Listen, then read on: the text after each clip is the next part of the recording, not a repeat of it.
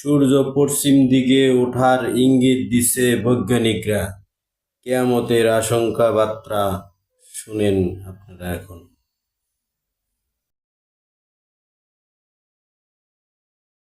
বেশি রহস্যভেদ করছে ততই যেন ইসলামের ভবিষ্যৎবাণীর সত্যতা প্রকাশ পাচ্ছে।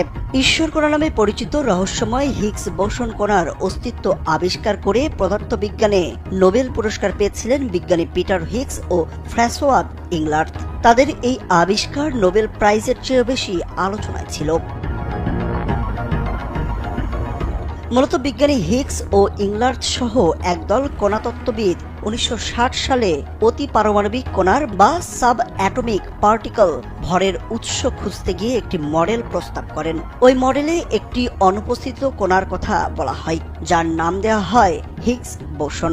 ব্রিটিশ বিজ্ঞানী পিটার হিগস এবং এ নিয়ে কাজ করা বাঙালি বিজ্ঞানী সত্যেন বসুর নামের অংশবিশেষ নিয়ে এই নামকরণ করা হয়। তাত্ত্বিক পদার্থবিজ্ঞান অনুসারে আমাদের এই মহাবিশ্বের সবকিছুই ভর পেয়েছে এই হিগস বোসন কণার কাছ থেকে। তাই এই কণার সন্ধান পাওয়া মানে এক হিসেবে মহাবিশ্বের সৃষ্টির রহস্য উন্মোচন করা। সে কারণে এটি পরিচিতি পেয়ে যায় ঈশ্বর কণা নামে।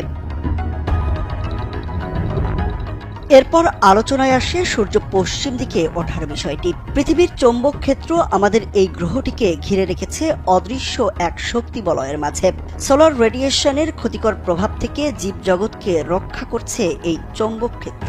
কিন্তু আমরা একে যত স্থিতিশীল ভাবি, আসলে তা স্থিতিশীল নয়, বরং সদা পরিবর্তনশীল। পৃথিবীর ইতিহাসে চৌম্বক মেরুর পরিবর্তনের ঘটনা ঘটেছে কয়েকশোবার। এই পরিবর্তনের ফলে উল্টে যায় উত্তর ও দক্ষিণ মেরু। সম্প্রতি বিজ্ঞানীরা জানিয়েছেন আরও চাঞ্চল্যকর তথ্য। তারা বলেছেন সূর্য পশ্চিম দিক থেকে উদিত হওয়ার সময় ঘনিয়ে এসেছে। অথচ শত শত বছর আগে পবিত্র কোরআনে সূরা আনামে মহান আল্লাহ ঘোষণা দিয়েছেন, যেদিন আপনার পালনকর্তার কোনো নিদর্শন এসে যাবে তখন এমন ব্যক্তির ঈমান কোনো উপকারে আসবে না, যে পূর্ব থেকে ঈমান আনয়ন করেনি কিংবা স্বীয় বিশ্বাস অনুযায়ী কোনো সৎ কাজ করেনি। হে নবী, আপনি বলুন, তোমরা অপেক্ষা করতে থাকো, আমরাও অপেক্ষা করতে থাকলাম। অধিকাংশ মুফাসসিরের মতে অত্র আয়াতে কোনো নিদর্শন বলতে পশ্চিম দিক থেকে সূর্যোদয়কে বোঝানো হয়েছে। ইবনে জারির আত-তাবারি বলেন, আয়াতে বর্ণিত নিদর্শনটি পশ্চিম আকাশ থেকে সূর্য উদিত হওয়ায় অধিক বিশুদ্ধ। কারণ নবী করিম সাল্লাল্লাহু আলাইহি সাল্লাম স্পষ্ট করে বলেছেন, যতদিন পশ্চিম দিক থেকে সূর্য উদিত হবে না ততদিন কিয়ামত হবে না। যখন পশ্চিম দিক থেকে সূর্য উদিত হবে এবং মানুষ তা দেখতে পাবে, তখন সকলেই ঈমান আনবে। তখন এমন ব্যক্তির ঈমান কোনো উপকারে আসবে না যে পূর্ব থেকে বিশ্বাস স্থাপন করেনি কিংবা স্বীয় বিশ্বাস অনুযায়ী কোনো সৎ কাজ করেনি। সম্প্রতি নাসার বিজ্ঞানীরা সামনে এনেছেন আরও এক চাঞ্চল্যকর তথ্য। নাসার একটি গবেষণায় উঠে আসে মহাশূন্যকে নিঃশব্দ ভাবা হলেও আসলে সেখানে প্রতিনিয়ত শব্দ হচ্ছে।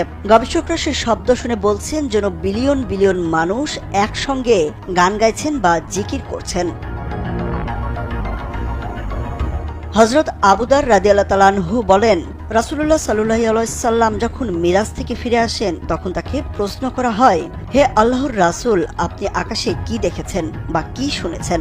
উত্তরে তিনি বলেন, আমি যা দেখেছি তোমরা তা দেখো না, আর আমি যা শুনেছি তোমরা তা শোনো না। আকাশে প্রচন্ড কাঁপুনির শব্দ হচ্ছে, আর তা হওয়ার কারণ আছে। আকাশের 4 আঙ্গুল পরিমাণও জায়গা খালি নেই, কারণ সবখানেই ফেরেশতারা সিজদায় আছেন আর আল্লাহর জিকির করছেন।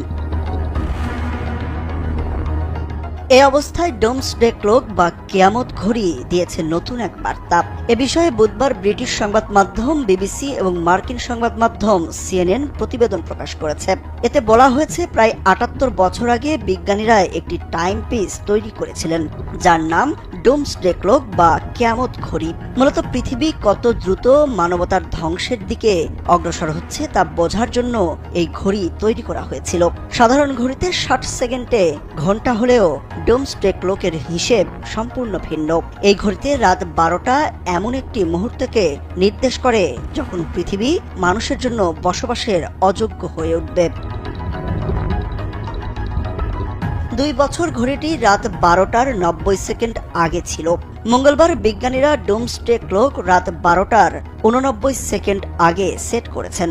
এটি এই পর্যন্ত ঘড়ির সবচেয়ে কাছের সময়। প্রতি বছর বিজ্ঞানীরা এবং নোবেল বিজয়ী বিশেষজ্ঞদের একটি দল এই ঘড়ির সময় নির্ধারণ করেন। এটি এমন একটি উপায়ে তৈরি হয়েছে যাতে মানুষের মনোযোগ আকর্ষণ করে এবং পৃথিবীর জন্য বিপজ্জনক বিভিন্ন সংকট নিয়ে সচেতনতা বাড়ায়। ডুমসডে ক্লক কখনো মধ্যরাতে পৌঁছায়নি। ঘড়িটি মধ্যরাতে পৌঁছানোর মানে হবে কোনো পারমাণবিক যুদ্ধ বা ভয়াবহ জলবায়ু পরিবর্তন, যা মানব সভ্যতাকে ধ্বংস করবে।